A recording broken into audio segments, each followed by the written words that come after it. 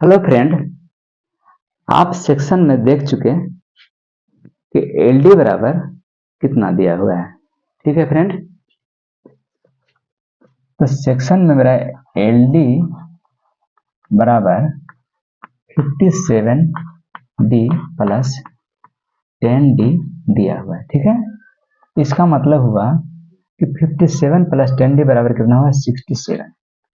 67D। ठीक है, तो मान के चलिए मेरा बीम में मेन बार कितना का है? 20 mm का थ्रू बार है। ठीक है, तो 67 में 20 से गुना करेंगे तो मेरा आ जाएगा 1340 mm। ठीक है, 1340 mm आ गया।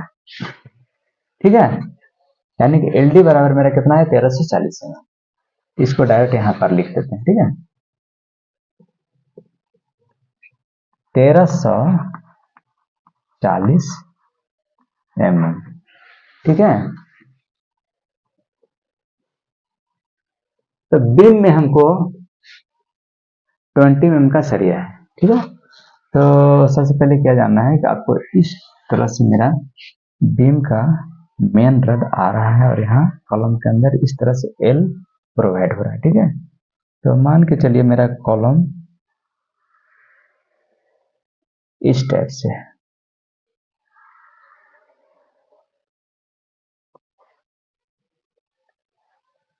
ठीक है,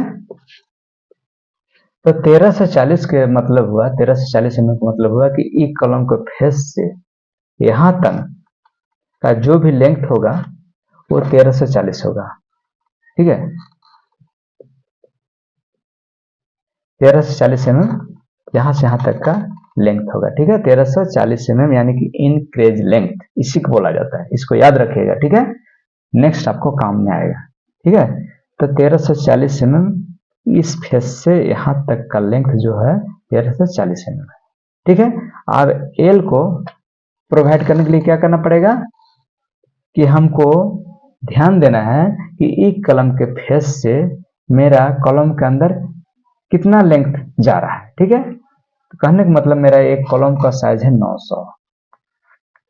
ठीक है फ्रेंड, और कॉलम में कवर कितना कर रखा जाता है? यानी कि जनरली 40 mm दिया जाता है हर जगह। कॉलम में कवर 40 mm दिया जाता है। ठीक है, याद रखिएगा, कॉलम के लिए कवर जनरली हर जगह 40 mm दिया जाता है। ठीक है, तो 900 में 40 को घटाएंगे।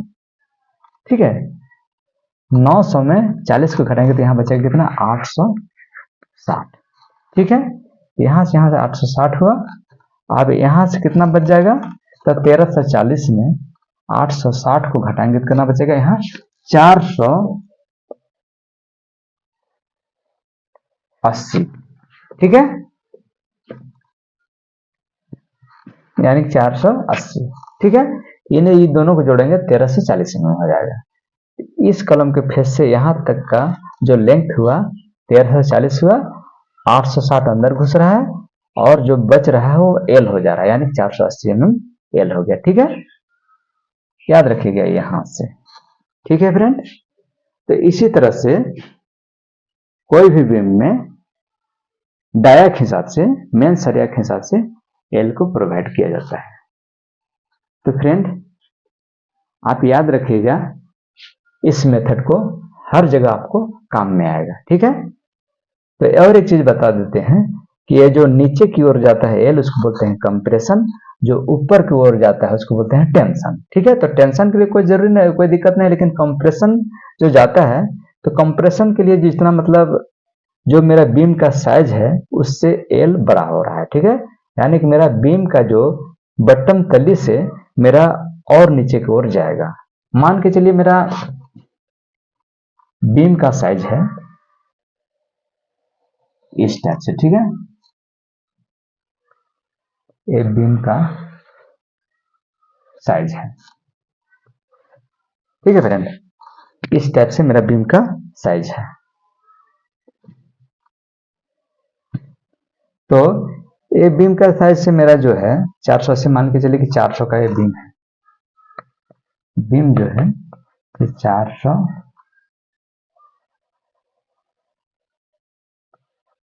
200 बाय 400 का, ठीक है, यानी कि विड्थ 200 का है और डेप्थ है 400 का, ठीक है। तो 400 के अलावे मेरा 80 mm ज्यादा जा रहा है, ठीक है, एलडी के हिसाब से 80 mm एल ज्यादा हो जा रहा है, ठीक है, एक दिन से। तो 80 mm जो है से ज्यादा हो रहा है, उसके हिसाब से मैं हमको कास्टिंग करवाना पड़ेगा कॉलम का, ठीक है। तो कास्टिंग के टाइम में ध्यान देना है कि मेरा मेन एलडी कितना रखना है, उसके हिसाब से हमको कॉलम को कास्टिंग करवाना पड़ेगा, ठीक है। तो इस हिसाब से कॉलम को कास्टिंग करवाना है, तब जाके एल जो है कंप्रेशन में जाएगा, नहीं तो फिर नहीं जा पाएगा, ठीक है। कंप्रेशन का मतलब कुछ नहीं आ जाएगा, तो एलडी काम नहीं करेगा, ठीक है।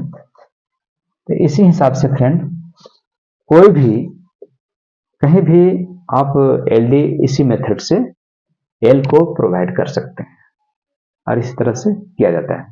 आप ड्राइंग में जो मेंशन किया हो रहा था चीज को देख लीजिएगा, जैसे कि अभी आपको हमने दिखाया उस टाइप से आपको ड्राइंग को पहले स्टडी करना है, रीड करना है, उसके हिसाब से इस मेथड को फॉलो करना है, ठीक है।